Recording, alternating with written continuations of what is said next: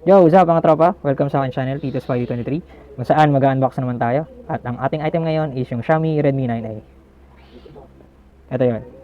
Okay, so ano pang hinihintay nyo? Tara, samahan nyo ako.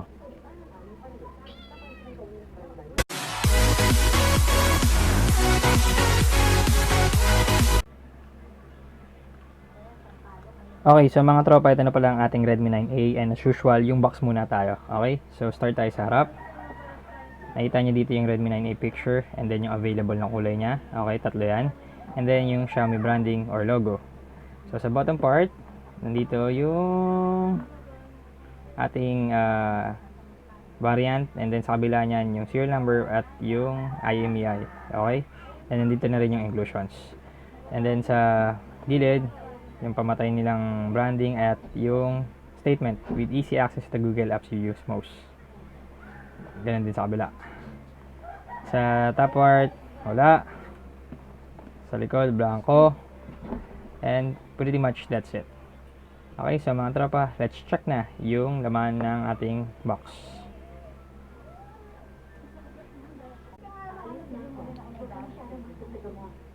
Okay, so mga tropa, ito pala ang ating Redmi 9A. Nilabas ko na siya ng box and check na rin natin yung mga kasama niya.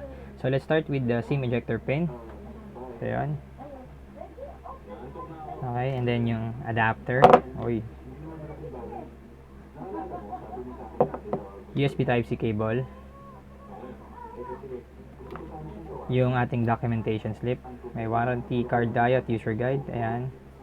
And then of course, ang ating Redmi 9A. Sinetup ko na ito mga tropa, by the way. At ito hindi kasama yan ha. Okay. So sa likod. Ayan. Okay, so mga tropa, that's it. And let's check pa yung ibang details ng ating phone.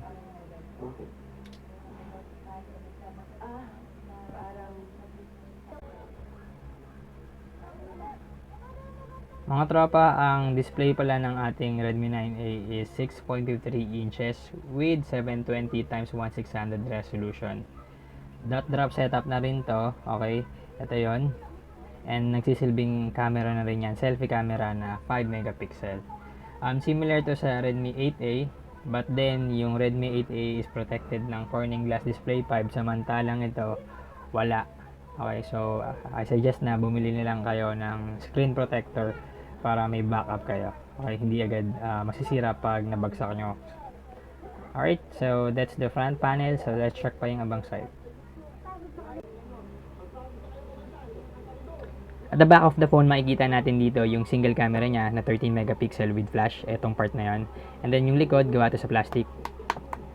Okay, may branding na rin yan. At wala ka ditong makikitang fingerprint scanner, unfortunately. And even kahit sa anong part ng phone.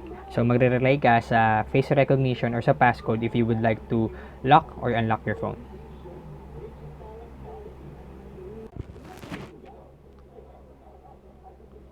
Alright, so sa bottom part, andito yung microphone, USB port, and ang ating loudspeaker.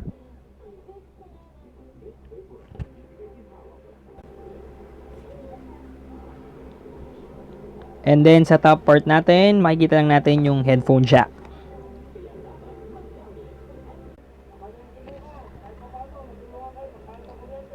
Okay, so going to the right mga tropa, makikita natin yung power button at yung volume button.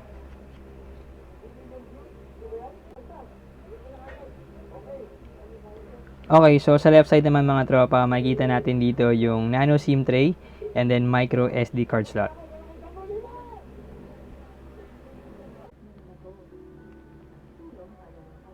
Okay, so Redmi 9A is powered by MediaTek Helio G25 chipset, and then meron tong GPU na PowerVR GE8320.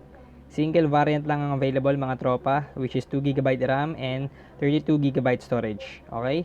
And battery nito malupit, 5,000 mAh with 10 watts charging. Okay, operating system, the latest one, MIUI 12, based na yan sa Android 10.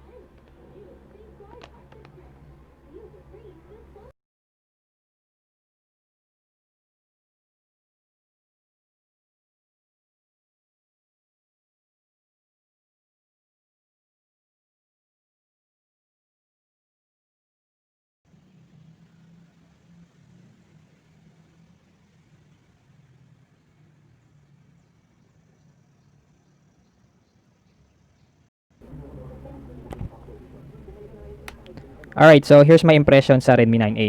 So I believe bagay na bagay ito sa mga estudyante. So lalo ngayon, 'di ba, inintroduce na nga yung online class. Tapos okay din 'to sa mga elderly at syempre para sa mga first time na bibili ng smartphone. Kasi nga malaki yung screen and then okay yung battery life, tapos mura pa. Okay? So budget meal ika nga nila. Yo, sa mga tropa, ito nga pala yung ilang information sa ating Xiaomi Redmi 9A. Okay? So, first, nabili ko to sa Lazada, sa online shop ng Xiaomi. So, 4,690 yung price. So, if interested kayo, check nyo na lang yung description. Ipopost ko yung link nila doon. Okay? And then, itong Xiaomi Redmi 9A mga tropa, unfortunately, wala itong kasamang headset. Wala rin kasamang jelly case at hindi siya protected ng Corning glass display. Alright? So, charging hours, I think mga tropa, 2.5 hours. At nagamit ko naman siya ng buong araw with the casual use lang naman. Okay, so mga tropa, sana nakatulong yon. That's it for me. If you have any thing to say or think about sa Redmi 9A, pakilagay na lang yan sa comment section. And if you find this interesting, pakilike na lang yung video. And don't forget to subscribe to my channel, Tito Spider23, para sa mga samot-saring unboxing videos at iba pa. Okay, so stay safe out there. Peace out.